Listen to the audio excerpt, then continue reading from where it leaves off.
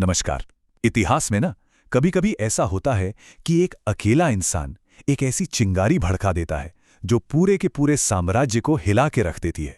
तो आज हम एक ऐसे ही व्यक्ति की कहानी में उतरेंगे। एक ऐसा इंसान जिसके एक हिम्मत भरे कदम ने सच कहें तो इतिहास का पूरा रुख ही मोड़ दिया।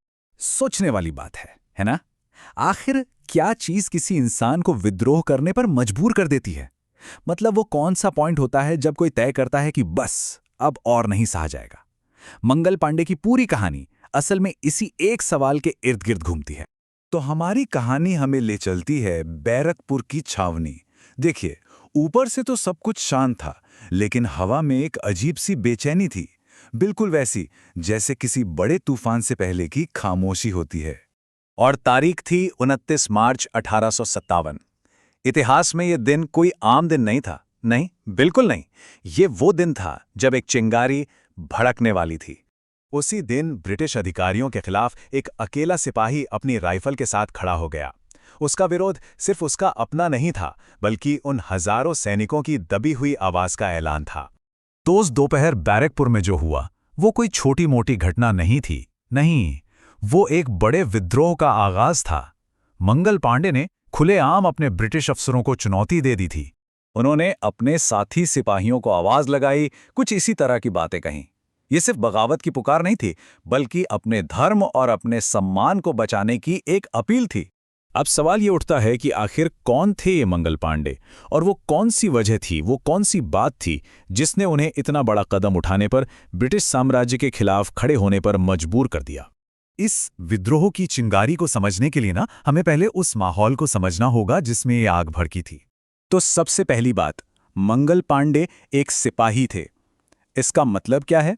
इसका मतलब है कि वो ब्रिटिश ईस्ट इंडिया कंपनी की फौज में काम करने वाले एक भारतीय सैनिक थे।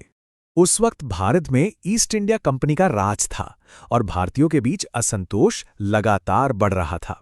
अंग्रेजों की नीतियां, उनकी बातें अक्सर भारतीय संस्कृति और धार्मिक भावनाओं से टकराती थीं, जिससे पूरा देश, आप कह सकते हैं कि एक तरह के तनाव में जी रहा था। लेकिन इस सुलगते हुए असंतोष को भड़काने वाली असली वजह क्या बनी?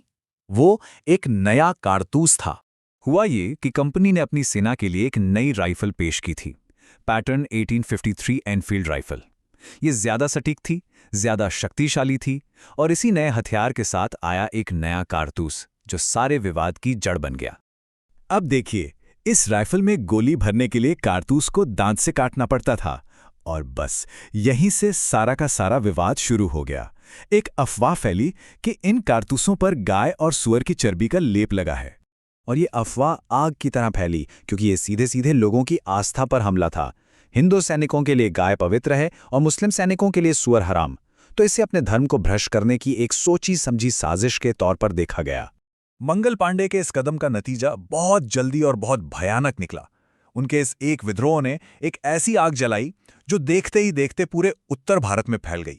विद्रोह के कुछ ही दिनों बाद 8 अप्रैल 1857 को ब्रिटिश हुकूमत ने मंगल पांडे को फांसी दे दी। शायद उन्होंने सोचा होगा कि इससे ये विद्रोह की आवाज दब जाएगी, लेकिन हुआ इसका ठीक उल्टा। मंगल पांडे की शहादत ने आग में घी का काम किया। कुछ ही हफ्तों के अंदर मेरठ में सिपाहियों ने बगावत कर दी, और देखते ही देखते ये विद्रोह भारत के पहले स्वतंत्रता संग्राम में तब्दील हो गया। मंगल पांडे की कहानी उनकी मौत के साथ खत्म नहीं हुई, बल्कि सच तो यह है कि यहीं से उनकी विरासत की असली शुरुआत हुई, और समय के साथ साथ उनकी छवि भी बदलती गई। ब्रिटिश रिकॉर्ड्स में उन्हें एक बागी, एक गद्दार कहा गया, लेकिन भारत के लोगों के लिए वो एक शहीद बन गए, एक राष्ट्रनायक जिसने आज़ादी के लिए पहली आवाज उठाई थी। समय के साथ मंगल पांडे भारत के प्रथम स्वतंत्रता संग्राम का एक अमर प्रतीक बन गए। उनका नाम ही साहस और बलिदान का दूसरा नाम बन गया। उनकी कहानी हमें यही बताती है कि वो सचमुच वो पहली चिंगारी थे जिसने एक राष्ट्र के अंदर सुलग रहे प्रतिरोध की आग को भड़का दिया था। और अंत में यही सवाल हमारे सामने रह जाता है कि क्या ज़मीर की एक आवाज़, एक अकेला साहसी कदम वाकई इतिहास का रुख बदलने की ताकत रखता है? मंगल पांडे की कहानी को देखें तो जवाब मिलता है, हाँ, बिल्कुल रखता है।